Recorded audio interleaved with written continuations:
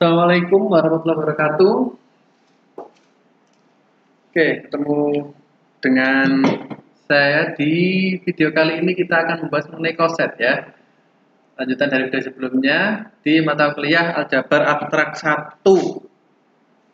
Sebelum video terakhir kita bahas grup dihedral ya. Grup dihedral. Koset. Apa itu koset? Nah, koset ini ada hubungannya dengan subgroup ya. Jadi kalau kita buat diagramnya dulu, kita punya himpunan, kemudian kita punya grup. Jika ditambahi dengan suatu operasi gitu ya, ada operator di sana, ada grup. Kemudian di dalam grup kita punya subgroup ya. Di dalam grup kita punya subgroup. Di dalam subgroup, bukan di dalam subgroup sih, dari subgroup itu nanti kita bisa memunculkan koset. Baru nanti ada subgroup normal ya. Subgroup normal. Syaratnya adalah terkait dengan koset ya. Koset pakai O ya, nggak pakai E. Koset ya. Oke, apa itu koset? Definisi 2.5. Jika H subgroup dari grup G, jadi kita punya grup G, di dalamnya ada subsetnya H membentuk grup dengan operasi yang sama, sehingga disebut subgroup gitu ya. Jika H subgroup dari grup G, dan A suatu elemen di grup G, maka HA adalah suatu himpunan yang memuat H operasi A untuk setiap H anggota H besar ya. Disebut koset kanan karena dioperasikan A dari kanan, dan AH adalah himpunan yang memuat A operasi H untuk setiap H anggota H besar, disebut koset kiri dari H dalam G karena dioperasikan A dari kiri gitu ya. Jadi ini karena grup kan tidak grup secara umum kan tidak bersifat komutatif ya, sehingga kalau kita punya AB belum tentu sama dengan BA ya. Kalau operasinya penjumlahan di bilangan bulat komutatif aman, tapi secara umum kita tidak punya sifat komutatif pada sebarang grup ya. Sehingga dibedakan kanan kiri di sana. Ada koset kiri, ada koset kanan. Koset kanan dan koset kiri bisa sama nggak Pak? Bisa. Bisa sama, bisa berbeda ya. Secara umum kita membedakan koset kiri dan koset kanan. Pada kasus tertentu kalau misalkan grupnya itu abelian, maka koset kiri akan sama dengan koset kanan ya. Oke, itu adalah koset ya, suatu himpunan HA atau AH dari kanan dari kiri yang anggotanya adalah H operasi A kalau koset kanan, kalau koset kiri A operasi H gitu ya. Oke, contoh. Misal G himpunan bilangan bulat, dia grup dengan operasi penjumlahan. Ya, grup bilangan bulat. H himpunan bilangan bulat genap dengan operasi yang sama membentuk grup ya, himpunan bilangan bulat genap. Dia adalah subgrup dari himpunan bilangan bulat dengan operasi penjumlahan. Kemudian 3 adalah anggota dari G. 3 adalah bilangan bulat. Maka H3 koset kanan ini ya. H3 koset kanan adalah himpunan yang memuat H ditambah 3 karena operasinya penjumlahan ya, maka di situ adalah tambah. H ditambah 3 untuk setiap H anggota H besar adalah contoh dari koset kanan, salah satu koset kanan ya. Nah, H3-nya adalah itu ya. Kalau kita punya setiap anggota bilangan bulat genap tadi ditambahkan dengan 3, maka hasilnya adalah itu. Negatif 1, 1, 3, 5, 7, 9, 11, dan seterusnya. Negatif 3, negatif 5, dan seterusnya ya. Dengan cara yang sama, maka kita bisa mendapatkan 3H misal. atau apa namanya 5H misal, dan seterusnya ya. Misalkan 3H, berarti kita punya 13H untuk setiap H anggota H besar gitu ya, dimana H-nya bilangan bulat genap negatif 4, negatif 2, 0, 2, 4 dan seterusnya.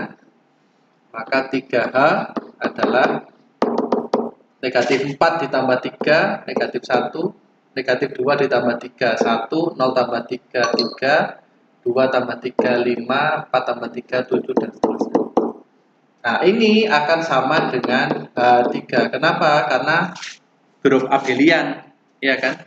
Karena grup abelian. Sehingga koset kiri akan sama dengan koset kanan. 3H sama dengan H3, ya. Oke. Nah, jika A elemen H, jadi H-nya tadi adalah subgrup ya. Jika A elemen H, maka untuk setiap H kecil anggota H besar, maka H operasi A, H kecil operasi A akan ada di H, ya. Akan ada di H.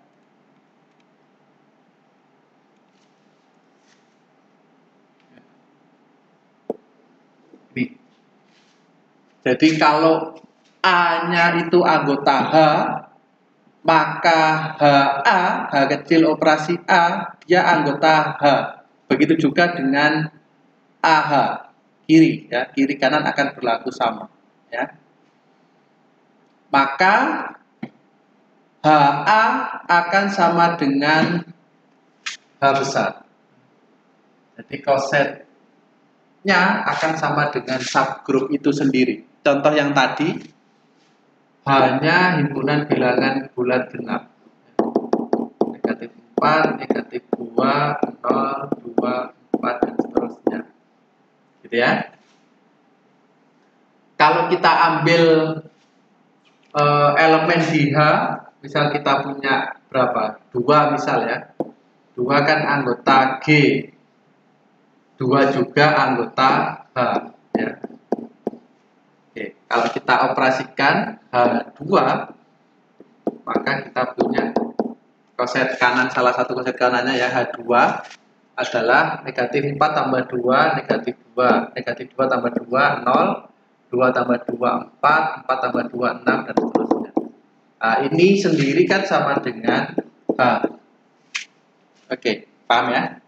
Jadi kalau kita ambil A-nya tadi kan sebarang elemen di G. Ya. A-nya tadi adalah sebarang elemen di G. Nah, kalau A-nya itu ada di H, maka kosetnya akan sama dengan subgrupnya. Ya. Jadi kalau kita ambil A itu ada di subgrup, maka kosetnya yang terbentuk, mau koset kanan mau koset kiri, dia akan sama dengan subgrupnya. Ya. Dia akan sama dengan subgrupnya. Begitu juga untuk koset kiri dan koset kanannya. Ya. Oke.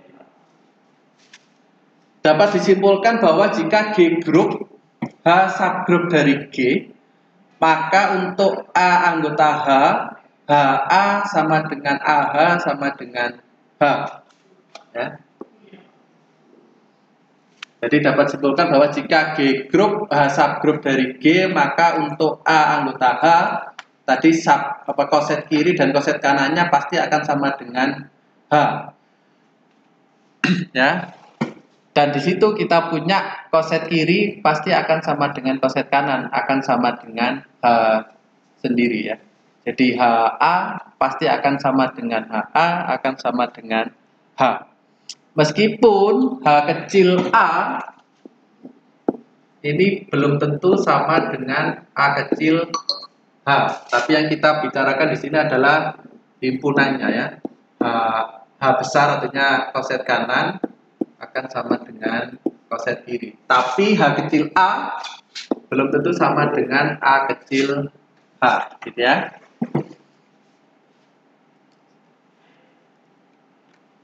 Oke, Untuk AB anggota G sedemikian sehingga jika A elemen HB atau B elemen HA, maka HA akan sama dengan HB.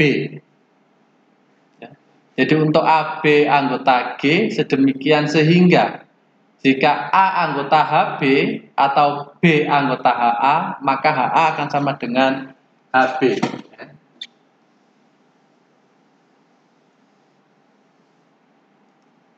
Oke, jadi misal kita punya ini grup G, kemudian ada subgrup di situ H, ya. Kemudian ada HB di situ ya. Di sini ada kurang besar, saya gambar yang lebih besar. Ini adalah grup G. Ini ada H. Kemudian kita ambil A-nya tidak ada di H ya, A di luar H. Oke, misal ini adalah HA. Artinya di situ komponennya kan AH1, AH2 dan seterusnya. Di sini komponennya H1, H2 dan seterusnya. Ini AH1, AH2 dan seterusnya ya. Oke, kalau B itu ada di HA, misalkan di sini ada B, nah, anggota dari HA, maka HA akan sama dengan B, berkaitan dengan yang di atas tadi ya.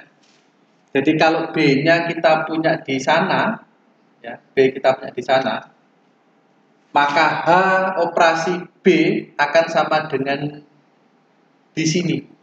Jadi kalau yang di atas tadi, kalau kita punya A itu anggotanya H, A anggotanya H di sini tadi, misalkan saya punya C ya, C itu anggota H, maka ini kan sama dengan HC, sama dengan H, kan gitu. Kalau C saya ambil di dalam H, maka HC akan sama dengan HA, sama dengan kan sini. Kalau kita punya HA, kemudian di dalamnya itu ada B, maka HB akan sama dengan HA. Ya. HB akan sama dengan HA. Oke. Contohnya gini. Contoh yang sedikit ya, yang tidak banyak elemennya. Misal saya punya grup Z6 gitu ya, dengan penjumlahan modulo 6. Kita punya Z6-nya 0, 1, 2, 3, 4, 5 gitu ya. Salah satu subgrupnya adalah 0, 2, 4. Ya, 2 tambah 2, 4, 2 tambah 4, 0, 4 tambah 4, 2. Ya, oke. Salah satu subgrupnya adalah itu. Oke. Misal saya ambil tadi yang kasus di atas ya. Dua anggota H ya. Saya ambil 2 anggota H. Maka H2 pasti akan sama dengan H ya. 0 tambah 2, 2. 2 tambah 2, 4. 4 tambah 2, 0. Akan sama dengan H ya. Untuk yang kasus yang di atas ini tadi. Jadi kalau kita ngambil A itu anggota H, maka HA pasti akan sama dengan H ya. Oke, nah untuk yang di luar H misal, ini saya hapus. Kita ambil 3 ada di luar H ya. Maka H3 sama dengan 0 tambah 3, 2 tambah 3, 4 tambah 3 gitu ya. 3, 5, 1 ya. Nah sekarang kita ambil 5. 5 ini adalah anggota H3. 5 anggota H3. Maka H3 nanti akan sama dengan H5. Jadi di sini A anggota HB, B anggota HA, maka HA akan sama dengan HB gitu ya. Jadi kalau kita punya H3 itu 3, 5, 1, kita ambil 5 anggota dari H3, maka H5 sama dengan 3 tambah 5, 2. Benar ya? 3 tambah 5. Salah. 3 tambah 5. H5. 0 ya. 0 tambah 5, 5. 2 tambah 5, 1. 4 tambah 5, 3. Sama dengan H3. Ya. Jadi kalau kita ambil suatu elemen di suatu subset, di suatu koset, maka koset baru yang terbentuk pasti akan sama dengan koset yang sebelumnya ya. Jadi di H3 ada 3, 5, 1. Kita ambil 5, maka H5 pasti akan sama dengan H3.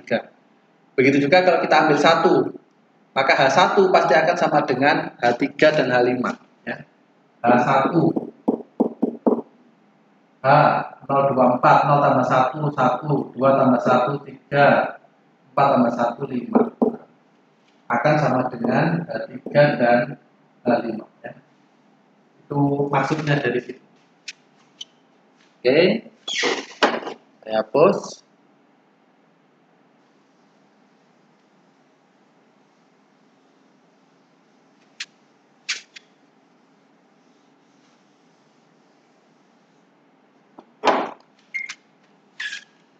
Oke, jika ada C elemen G dengan C elemen HA dan C elemen HB, maka HA sama dengan HB ya. Jadi jika ada dua koset dan punya elemen yang sama, maka dua koset itu pasti sama kayak tadi contohnya ya. Jadi tadi H3 komponennya 3, 5, 1. H5 komponennya 5, 1, 3. Nah, di sini kita punya elemen yang sama, misalkan di sini 1 ya. Di sini ada 1. 1 elemen H3, 1 juga elemen H5, maka H3 dan H5 pasti sama ya.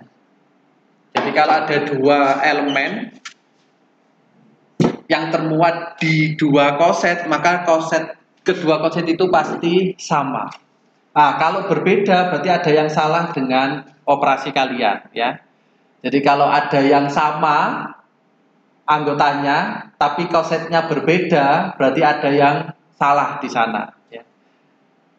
Jadi kalau ada dua koset dan punya anggota yang sama, maka pasti koset itu sama ya. Oke. Teorema 2.5. Ada korespondensi satu-satu antara sebarang dua koset kanan dari subgrup H dalam G. Ada korespondensi satu-satu antara sebarang dua koset kanan dalam subgrup G ya. Korespondensi satu-satu artinya dia apa? Fungsi bijektif.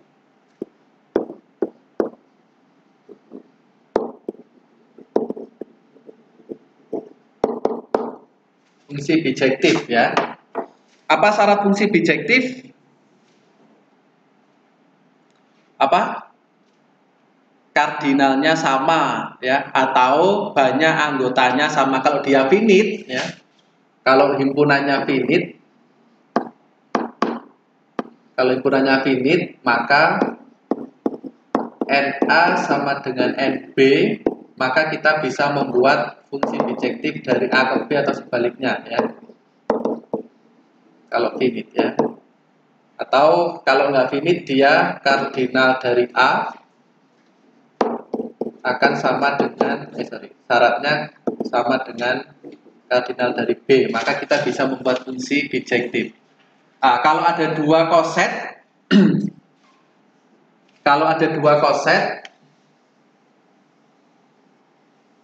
misal kita punya HA sama HB,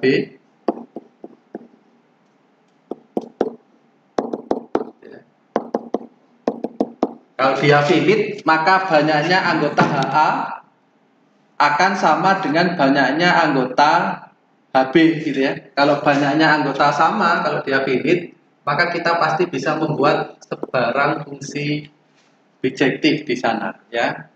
pasti ada fungsi bijektif. Kalau ada berarti kan minimal 1. Misalkan ada 5 anggota gitu ya. Ada A1, A2, A3 saja, nggak cukup. B1, B2, B3, maka kita bisa membuat fungsi bijektif di sana. Nah, gitu ya. Kenapa pasti sama anggotanya? Ini saya hapus lagi. Kalau kita punya H, itu anggotanya H1, H2, H3, sampai Hn, ini misal gitu ya. Maka HA sama dengan H1A, H2A, H3A, sampai HNA. Ada berapa anggotanya? Ada N. Ya, jadi banyaknya anggota HA, N. Kemudian saya punya HB, koset kanan yang lain. H1B, H2B, H3B, dan terusnya sampai HNB. Ada berapa anggotanya? Ada N juga. Jadi banyaknya anggota koset itu pasti sama dengan banyaknya anggota subgrup H-nya. Ya. Pasti akan sama dengan banyaknya anggota subgrup. Karena banyaknya anggota sama kalau dia finite, maka pasti dapat dibuat fungsi bijektif korespondensi 1-1 dari sebaran 2 koset kanan maupun kiri, gitu ya. Oke. Teorema berikutnya 2.6. Jika G grup finite dan H subgrup dari G, maka itu disebut indeks ya. Indeks dari H dalam G bacanya ya. I, G, H itu bacanya indeks H dalam G. Indeks H dalam G, yaitu banyaknya didefinisikan sebagai banyaknya koset kanan atau kiri dari H di dalam G. Jadi banyaknya koset kanan sama dengan banyaknya koset kiri. Banyaknya koset kanan itu kita sebut dengan indeks H dalam G. Dinyatakan seperti itu. Ya. Jadi indeks dari H dalam G adalah order dari G dibagi order dari H. Ya. Order dari G dibagi order dari H. Contohnya ini. Yang di Y6 tadi ya, Y6. Di Y6 kita punya Y6 dengan operasi penjumlahan modulo 6. Salah satu subgrupnya tadi 024 ya. Order dari Y6 berapa? 6 ya. Order dari H 3. Berdasarkan teorema itu, banyaknya koset atau indeks dari H dalam G adalah 6 dibagi 3 sama dengan 2. Benar enggak? Kita cek. Koset H 0 pasti akan sama dengan H2, pasti akan sama dengan H4 berdasarkan yang sebelumnya ya. Karena 024 elemen H, maka H0, H2, H4 pasti akan sama dengan H. Nah, ini kita punya satu koset. Kemudian yang di luar H misal 1. Tadi sudah disebutkan bahwa H1 sama dengan H3 sama dengan H5 ya. Ada 2. Sudah ada lagi anggota yang belum dioperasikan. Kita sudah punya 0, 1, 2, 3, 4, 5. Sudah. Jadi teorema itu menyatakan bahwa banyaknya koset berbeda dari H dalam G adalah banyaknya order dari G dibagi order dari H. Order dari Y6 dibagi order dari H ya, sama dengan 6 bagi 3 sama dengan 2. Jadi ada 2 koset. Siapa? Ya ini. Ini adalah 2 koset berbedanya. Ya. Ini adalah satu koset yang sama di sana. Ini juga koset yang sama. Jadi ada 2 koset berbeda. Ya. Oke, itu kalau dia finite grupnya ya, kita bisa menggunakan order di sana. Oke. Oh, itu indeksnya ketinggalan di tengah ya.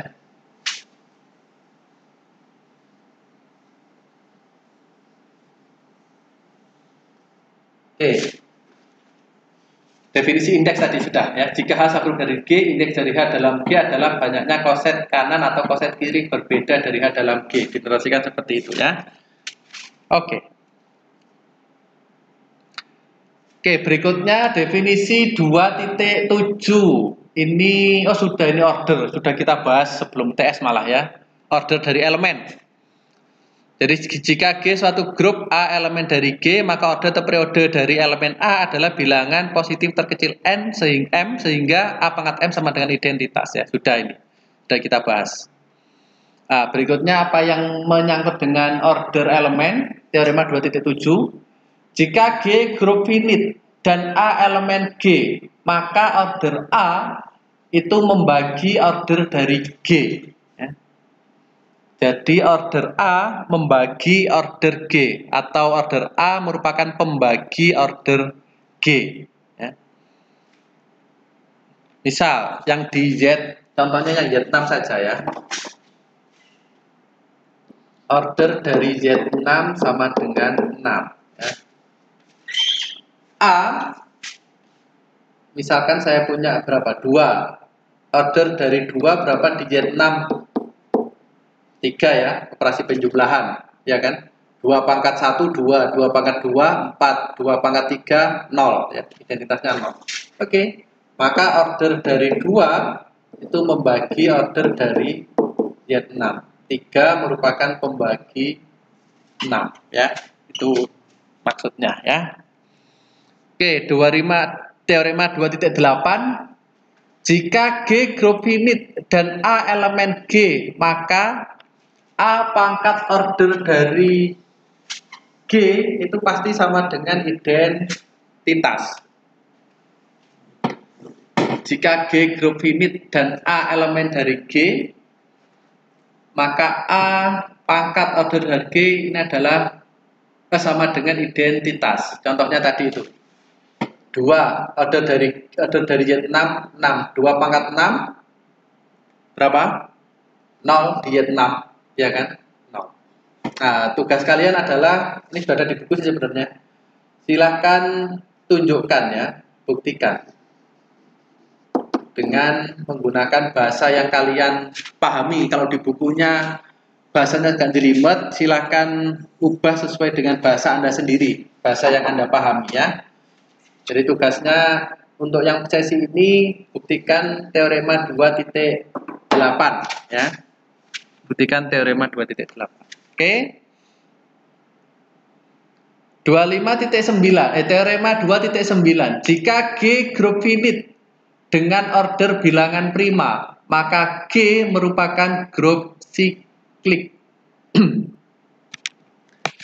Jika G suatu grup finite dengan order bilangan prima, maka G merupakan grup siklik ya. Contohnya banyak. Kalau yang tadi bilangan ininya 6 ordernya kan, Z6. Nah, sekarang kalau di 29 kalau dia prima ordernya maka dia pasti siklik ya. Oke, tugas yang kedua buktikan ya. Kemudian berikan contoh. Buktikan, kemudian berikan contoh ya. Silakan tulis nada banyak, silakan kalian cari buktinya banyak. Silakan kalian nyatakan sesuai dengan bahasa yang kalian pahami ya. Jadi kalian nulisnya itu seperti kalian mau menerangkan ke orang ya. Kalian bahasanya kalian yang bisa paham, yang bisa dipahami terutama oleh kalian sendiri ya. Oke, definisi 2.8.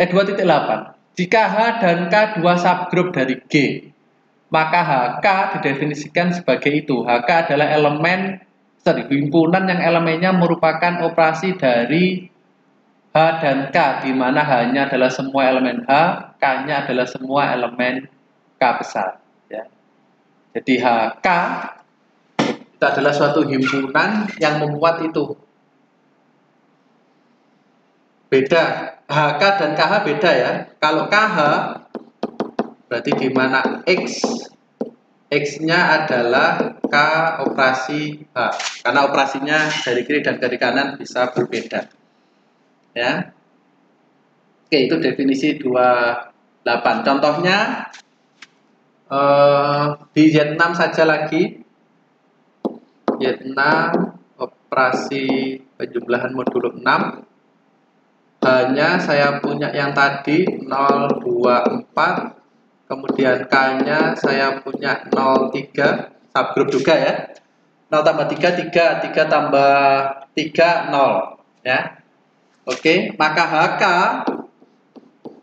didefinisikan sebagai itu 0 tambah 0, 0 tambah 3, kemudian 2 tambah 0, 2 tambah 3, terus 4 tambah 0, 4 ditambah 3 ya. Setiap elemen di H ditambahkan dengan setiap elemen di K sama dengan 0, 3, 2, 1, benar ya?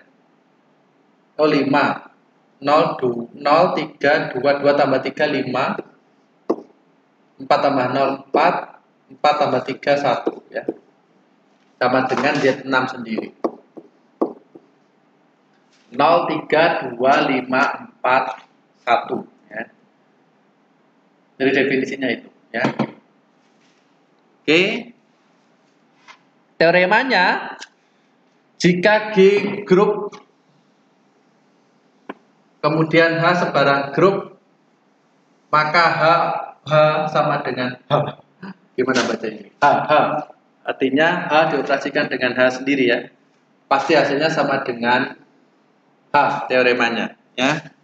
Nggak usah dibuktikan ya. Gampang itu. Definisi 2.9, jika G grup dan H subgrup dari G, maka yang dimaksud inverse dari H pangkat negatif 1 adalah himpunan yang memuat semua inverse dari anggota H ya.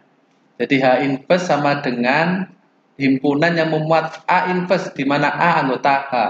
Karena hanya subgroup, maka A inverse pasti ada di H ya. Pasti ada H. Nah, pertanyaannya apakah H inverse sama dengan H? Ya. Silakan kalian cermati ya. Oke. Teorema 2.11. Jika HK2 subgroup sebarang dari grup G, maka HK subgroup dari G jika HK sama dengan KH. Jadi HK yang tadi berdasarkan teorema 2.11, dia akan menjadi subgroup jika dan hanya jika HK sama dengan KH. Jika HK sama dengan KH syaratnya ya. Jika hanya jika. Jadi dua arah ya membuktikannya. Jadi kalau dia HK sama dengan KH, maka HK subgroup. Yang satunya jika HK subgroup, maka HK sama dengan KH, gitu ya. Oke. Buktikan ya. Teorema yang ketiga untuk dibuktikan. Oke. Dua arah. Teorema 2.12, jika HK subgroup dari grup abelian, maka HK subgroup ya. Ini syaratnya kalau dia grup abelian, maka HK pasti subgroup. Yang dicontoh di Z6 tadi ya. Contoh di Z6. Buktikan juga. Ini lebih gampang. Buktikan ya. Plus contoh. Plus contoh ya. Jika HK subgroup dari grup abelian, maka HK subgroup dari G. Oke. Sudah. Nah, jadi yang harus dikumpulkan adalah bukti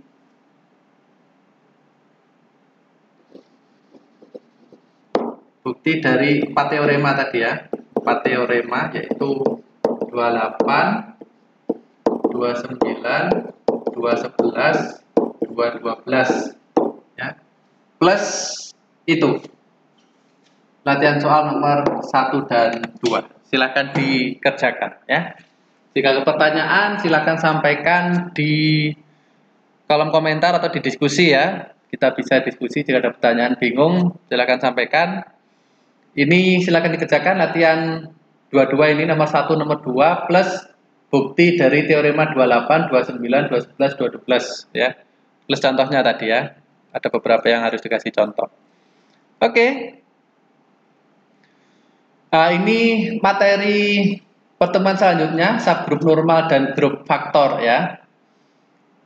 Jadi materi yang sekarang sampai sini. Oke, jangan lupa untuk tetap di rumah, belajar di rumah, mandi di rumah, jangan keluyuran kalau mandi ya.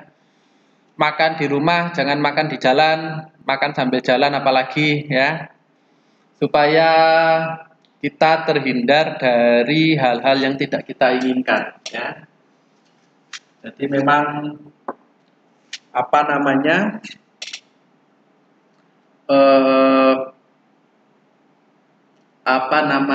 hal yang perlu kita lakukan adalah memang tidak kemana-mana sih ya. Memang harus tidak kemana-mana ya. Sesuai dengan hadis Nabi di salah satu riwayat Bukhari dan Muslim meriwayatkan bahwa waktu itu ada wabah tahun namanya yang diturunkan ke Bani Israel ya. Kemudian Nabi bersabda bahwa kalau ada wabah waktu itu tahun itu ya kalau sekarang mungkin bakteri atau kuman atau virus gitu ya. Waktu itu dia wabah itu diturunkan ke Bani Israel. Bani Israel oleh Allah SWT. Kemudian Nabi bersabda bahwa ketika ada wabah dan ketika suatu negeri dilanda wabah dan kamu penghuni negeri itu, maka kamu jangan kemana-mana. Artinya jangan keluar dari negeri itu. Nah, jika kamu tidak berada di negeri yang kena wabah, jangan kamu mendatangi negeri itu. Ya, artinya kita tidak boleh berinteraksi dengan orang-orang di tempat yang terkena wabah supaya tidak menyebar. Dan itu yang harus kita lakukan sekarang ya. Hindari kontak ya. Kita nggak tahu wabah ini sudah menginfeksi siapa saja. Ya, tetangga kita mungkin kita nggak tahu. Jadi stay di rumah, jangan kemana-mana. Kalau nggak benar-benar penting, nggak usah kemana-mana ya. Oke, semoga kita sehat selalu. Kita bisa ketemu lagi semoga semester ini kita sempat ketemu sebelum UAS. Wabahnya bisa segera hilang, amin ya Allah. Kalau enggak ya kemungkinan kita akan ketemu di semester depan ya. Kemungkinan terburuk UAS-nya kita online lagi kemungkinan, tapi semoga enggak ya. Semoga segera berlanjut ini wabah. Oke, saya akhiri. Selamat belajar. Assalamualaikum warahmatullahi wabarakatuh.